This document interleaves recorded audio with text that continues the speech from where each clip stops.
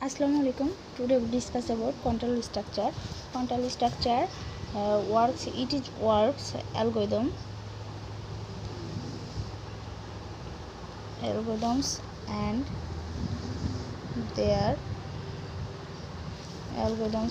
their equivalent.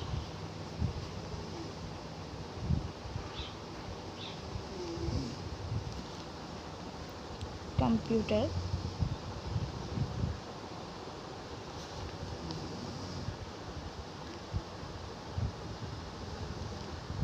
programs are more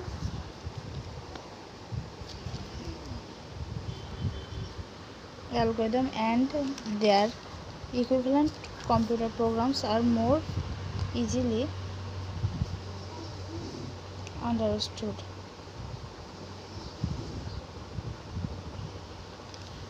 এটা মানে control structure কি করে, algorithm and their equivalent computer programs কি করে, অ্যালগরিদম এবং তাদের ইকুইভ্যালেন্ট কম্পিউটার প্রোগ্রামের যে প্রোগ্রামগুলো থাকে আর মোর ইজিলি খুব সহজভাবে বুঝতে সাহায্য করে। তাহলে এটা কয় টাইপ আছে দেখি। দেয়ার are 3 types of control structure. There are 3 types of control structures. এক নম্বরে আছে কি বলো, সিকোয়েন্স লজিক। সিকোয়েন্স লজিকের আরেকটা নাম হচ্ছে সিকোয়েন্সিয়াল ফ্লো। ওকে, সিকোয়েন্স লজিক এবং সিকোয়েন্সিয়াল ফ্লো একই কথা। তোমার যদি প্রশ্নে সিকোয়েন্স লজিক না দিয়ে সিকোয়েন্সিয়াল ফ্লো দেওয়া থাকে তাহলে বুঝতে হবে যে তোমার কন্ট্রোল স্ট্রাকচারের 1 নম্বরে টাইপ সিকোয়েন্স লজিক সম্পর্কে প্রশ্ন হয়েছে। ঠিক আছে, তারপরে আছে তোমার সিলেকশন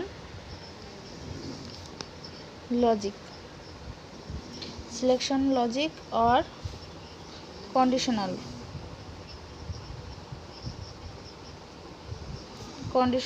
ফ্লো। সিলেকশন লজিক অথবা কি কন্ডিশনাল ফ্লো। সিলেকশন কি, সাজানো বা গোছানো, তারপর মানে আমরা দেখো না সিলেক্ট করি অনেকগুলোর মধ্যে একটা বেছে নিই, তাই না, সিলেকশন লজিক হচ্ছে যেহেতু লজিক্যাল প্রোগ্রাম তার মানে অনেক কিছু খুঁজে বের করে সিরিয়ালভাবে সুন্দর মতো সাজানো হচ্ছে সিলেকশন। অথবা কন্ডিশনাল ফ্লো, আমি এটা পড়বো না ওটা পড়বো, এটা পড়বো না এটা করবো, এটা কন্ডিশন আছে না। সিলেকশন দেখো, আমি মার্কেটে একটা ড্রেস কিনবো, 10টার মধ্যে থেকে তো একটা নেবো, কোনটা নেবো না কোনটা নেবো, এটা হচ্ছে সিলেকশন লজিক। আই থিঙ্ক বুঝাতে পারছি তোমাদের। 3 নম্বর হচ্ছে বলো ইটারেশন লজিক অর রিপিটিভ ফ্লো। এর আরেকটা নাম কি, রিপিটিভ ফ্লো। বুঝতে পারছো, রিপিটিভ flow.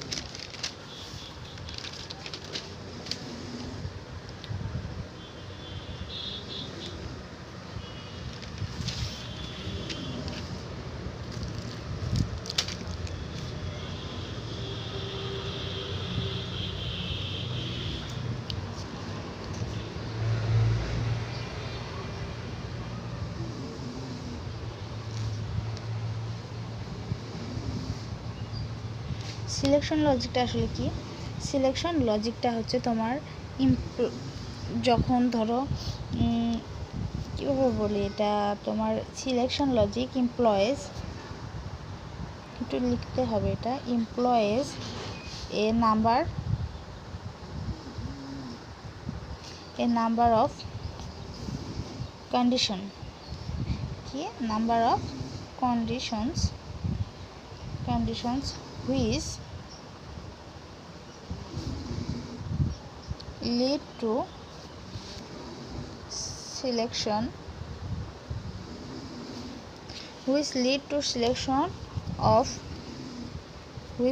to selection of one out of several, কি বলো, one out of several alternative models।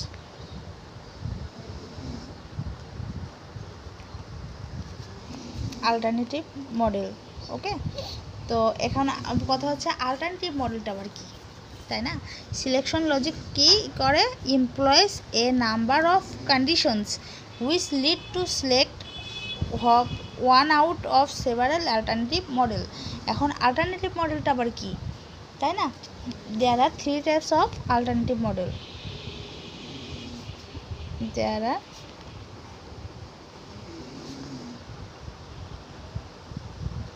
types of alternative model। এক নম্বরে কি আছে দেখো, এক নম্বর হচ্ছে সিঙ্গেল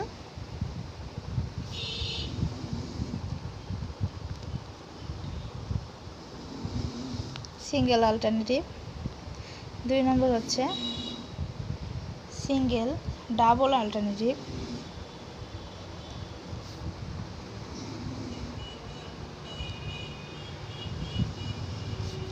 এবং 3 নম্বর হচ্ছে multiple.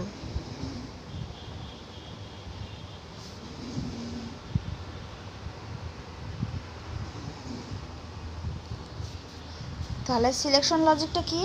employs a number of conditions which lead to selection of one out of several alternative models. There are 3 types of alternative model। তাহলে কি? সিঙ্গেল অল্টারনেটিভ, ডাবল অল্টারনেটিভ এবং মাল্টিপল অল্টারনেটিভ। এই অল্টারনেটিভ মডেলগুলো কি কাজ করে? এগুলো হচ্ছে কন্ডিশনাল হিসেবে ব্যবহার করে। যখন একটা কন্ডিশন নিয়ে কাজ করে তখন তাকে বলা হয় সিঙ্গেল অল্টারনেটিভ, যখন ডাবল কন্ডিশন নিয়ে কাজ করে তখন ডাবল অল্টারনেটিভ, যখন 2 বা 3 অধিক, ঠিক আছে, 2 এর অধিক যখনই নিয়ে 3 বা 4 5 এক্সেট্রা হতে পারে, সে কন্ডিশন নিয়ে কাজ করে তখন হচ্ছে তাকে বলা হয় মাল্টিপল অল্টারনেটিভ। Got it? এখন আমরা আলোচনা করি, দেখো 3 নম্বরে আমরা কি, এখন আমরা দেখব ইটারেশন লজিকটা কি করে আসলে। ইটারেশন লজিক তোমার টাইপটা কি করে, ধরো each type begins with a repeat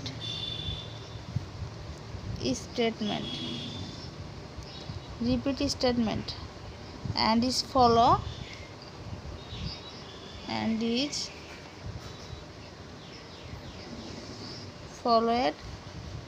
by a module। বুঝতে পারছো? তাহলে ইটারেশন লজিকটা কি করে? Type begins with a repeat statement and is followed by a module। মডিউলটাকে কি বলা হয় বলো? এই মডিউলটাকে বলা হয় called the body of the loop।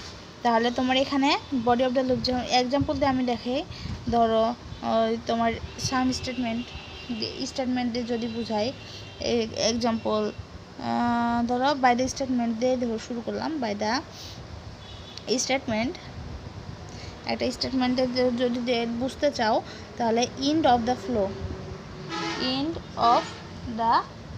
Flow, এটা হচ্ছে কিন্তু এন্ড অফ দ্য ফ্লো বা লুপ। এটা এন্ড অফ দ্য লুপও ধরতে পারো কিংবা ফ্লো দিতে পারো, একই কথা। ধরো আরেকটু ক্লিয়ার করতে আমরা আরেকটা প্রোগ্রামিংয়ের ছোট্ট একটা অংশ দেখব। Repeat for k equal to r to s by t, ঠিক আছে। এটা যদি আমরা লিখি, তারপর কি দিলাম, মডিউল এন্ড অফ লুপ,